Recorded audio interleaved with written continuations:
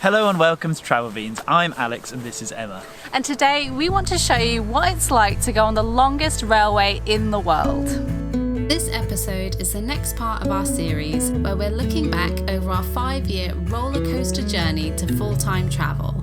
From filming a TV show to losing it all whilst battling depression. After finishing an epic month-long trip around Europe with friends, it was time to set off on our own. On this part of the trip, we would be travelling to Moscow, where we would be exploring for a few days before jumping on the Trans-Siberian, across the length of Russia, through Mongolia, and finally ending in Beijing a couple of weeks later. Still, to this day, this is the longest journey we have ever done. Please leave in the comments, what is the longest journey you've ever done? And is it longer than this? A big thank you to Surfshark for sponsoring this video. Before getting the Trans-Siberian, we wanted to explore Moscow for a few days.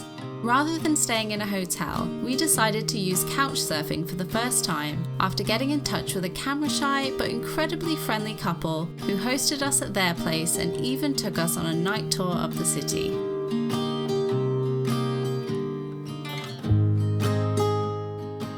We're now relaxing at the beautiful Gorky Park. We cringe so much looking back at this footage. It's like we learned absolutely nothing from our month in Europe. We were trying so hard to deliver informative content that it's just terrible. Hello and welcome to St. Basil's Cathedral in Moscow. This cathedral was built between 1555 and 1561 to celebrate the capture of Kazan by Ivan the Terrible. Not only were we taking it way too seriously, but even the candid, unscripted moments we had to repeat so many times that they became scripted. We, and especially me, were just so awkward. This park is massive. There's so much room for activities. They have everything here. They have...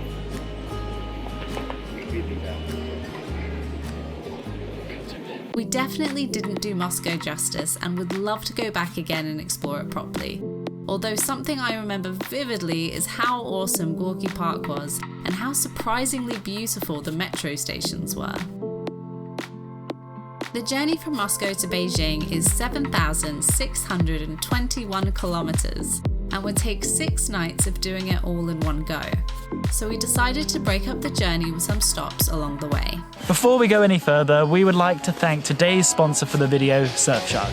Surfshark is a VPN company that helps protect you whilst you're online. When traveling, it's so important to stay safe whilst using especially public networks like at airports or in cafes. We actually learned the hard way. One time we were in the Philippines and we used the public Wi-Fi at the airport. Our bank got hacked and I can't explain how much of a nightmare it was to sort that out whilst travelling. That is why religiously now we use a VPN to make sure that doesn't happen again. Always. It also makes travel days way more interesting because you can get access to content on Netflix or other services that might not be available in your country. Yeah, for example, we love watching The American Office and that's not available on the UK Netflix. So we use a VPN to say that we're in the US so that we can have access to that. Finally, another great thing about Surfshark is that you only need the one account to cover all of your devices. So for us, we just need one account and we can cover our laptops, our phones, our iPads, every little gadget we have. So make sure you check out the link in the description down below and use the promo code TRAVELBEANS to get 84% off and an extra 4 months for free. Surfshark also offers a 30-day money-back guarantee, so there's no risk for you to try it out for yourself. The first leg of the journey would take around 85 hours and would be spent travelling through Siberia on our way to our first stop, Irkutsk, in the southeast of Russia. Hello, we're currently on the first leg of our journey on the Trans-Siberian. I'm sat here eating slops. For 72 hours. For 72 hours. We booked our trains online and, as we were on a fairly tight budget, we decided to do this part of the journey in a third-class carriage, where you don't get your own compartment and it's more of a dorm room layout. You get given a small towel and your bedding when you board, which you must then return to the crew before you leave. And welcome to getting ready on the Trans-Siberian Express third class. So this is where the shower and the magic happens. Magic? That's not mine. Shower. The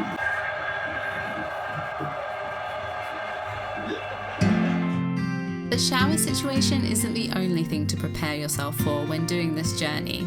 You may also want to stock up on some supplies before you go. When the train stops at the various stations along the route, they usually have vendors selling some food, but it's generally pretty basic stuff: crisps, chocolate, ice cream. So eating healthy whole foods was a real challenge for us. Luckily, we bought some veggies, honey and oats before leaving Moscow, but we definitely should have bought more. All of the trains seem to have hot water available, which is great for making hot drinks, as well as things like porridge or instant noodles.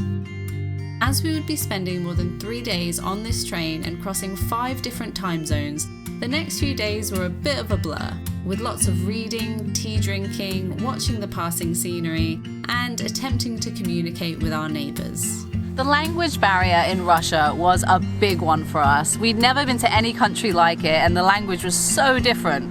I can only thank God for Google Translate in this situation, and as it made it way easier than it would have been. From Irkutsk, it was about a 2-hour bus ride to Lake Baikal.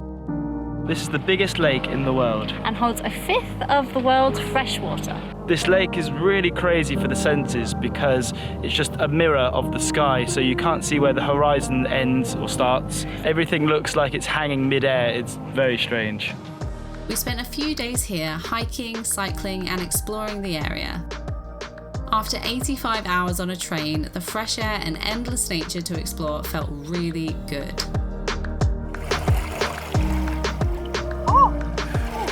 Time went too fast, and it wasn't long until we were on our way again. So we said goodbye to Lake Baikal and we were back on the train. For this leg of the journey, there was no option for a third-class ticket, so we had a second-class compartment which we would be sharing with 2 others. As we moved south from Siberia through the Gobi Desert towards Ulaanbaatar, we kept busy with card games, taking in the passing scenery, and regular trips to the bar with our new roommates. The bar had air conditioning, which our second-class cabin did not have. Word of warning, if you're planning to travel this way in the summer, it can get pretty hot, especially during the border crossing. And the border crossing was a bit of a nightmare. It was the hottest train in the world. It was so And hot. the border crossing took 5 hours, and you're not allowed to use the bathroom in that time.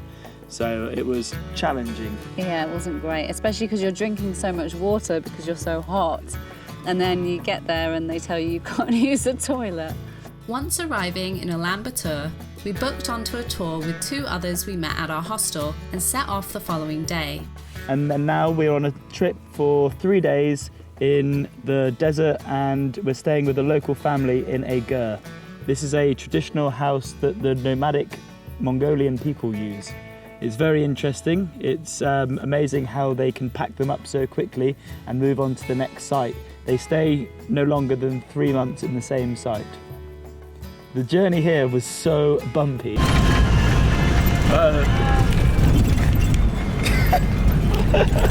And I get quite bad travel sickness, so I was dosed up on tablets and I felt like a complete zombie, but I couldn't sleep because it was so bumpy. It kept like chucking us towards the ceiling. I hit my every 2 head. minutes. I hit my head on the roof a couple of times. There's goats and sheep and Just in the middle of cows the road. in the road. But they don't slow down for them. They just keep going and He just beat beeps their and drives horn. faster and hopes that they get out the way. When we arrived, the family welcomed us into their ger and offered us a milk tea and cheese. And the milk tea was lukewarm and goaty. We spent the day enjoying the landscape and awkwardly riding camels before watching the sunset over the sand dunes and hanging out with our host family and their goats. The next morning, we then jumped back in the minivan for another bumpy ride to our next spot, where we did some more awkward riding before going on an insane hike. And it's been really sort of misty and grey all day, but as you can see just behind us, the sun's breaking through. So coming here is a bit of an ordeal. There's no real roads that come this far out, so it's a bit like rally driving in a really old bus. Oh my God, look at our house. We're staying with another local family. There's loads of children here.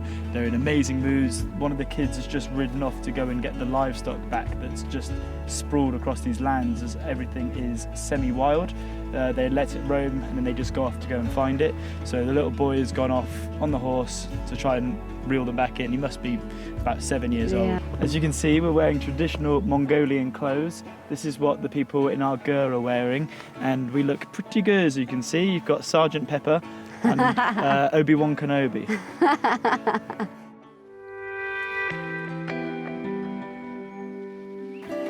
Thou shalt not pass.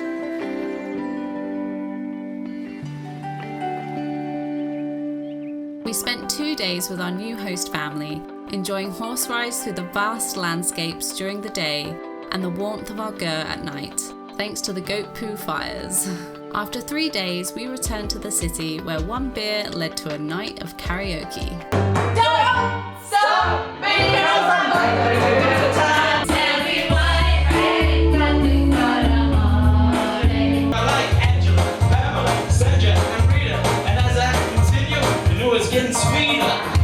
With extremely sore heads, we woke up early and made our way to Beijing. We had another second-class cabin for this journey, and we were lucky to be sharing it with 2 amazing women from Argentina, making the time fly by. That was until the track change. Something that we really didn't expect was the fact that the railway tracks in China were apparently completely different from Mongolia and Russia, meaning that the wheels weren't compatible. So instead of just changing trains at the border, what they do is they get you out and they actually lift up the train off the tracks and change the wheels instead. Madness. Weird. So yesterday we arrived in Beijing after finishing the Trans-Siberian Express, almost 8,000 kilometers journey from Moscow to Beijing, and went to our hostel, had a little relax, had a welcome shower after Mongolia and then the train journey, and then went off to get some local food. Oh wow. That's incredible. Oh, it was delicious. So nice. Delicious and cheap, which is amazing. It was a welcome change from Russia and Mongolia. I don't want to complain about the food there, but as a vegetarian it was difficult. Also, the food here is very different to the Chinese food you get back in England, which is not Chinese food. We went to a tea house, and that was very interesting. We were taught all about the different kinds of teas and how they're made. The water and the frog are just for the fortune or good luck. And got to try a selection of about 5 or so teas. It was really, really tasty. I love tea. I'm a little bit obsessed with it. So I may have spent a small fortune at the tea shop, but I think it's worth it. So last night, after we spent all our money at the tea rooms, we went to the night market, which was an interesting experience. We've been to the night markets in places like Thailand and Laos, Cambodia, but it was a bit more disturbing. Yeah, there's a lot of strange looking foods, and I think the strangest was the scorpions on a stick, which, as you can see, they are still moving. And that was kind of unnerving. Creepy. Yeah, creepy. I didn't like it. And also you get like whole baby birds that are about that big, just kind of cooked, and you can see their eyes, I don't know if you eat them they look like they've been whole or cooked what. completely alive. It's funny what I found weird at that time, because now I eat things like balut, brains, McGriddle. That's obviously the same thing. Yeah, but it is weird. Before you travel, what you consider weird is very different to what you consider weird after travel. I mean, are we the weird ones for not eating fertilized egg and brains? We were the weird ones all along, guys. Thank you guys so much for watching. If you liked the video, give it a big fat thumbs up and don't forget to subscribe. Leave in the comments, would you like to do the Trans-Siberian? And again, what is the longest journey you've ever done? Or is that kind of train journey your idea of hell? So, thank you so much for watching. We'll see you next time, and beans out! Emma's just coming out the toilet and I really need to go. So, I'm gonna go in as well now.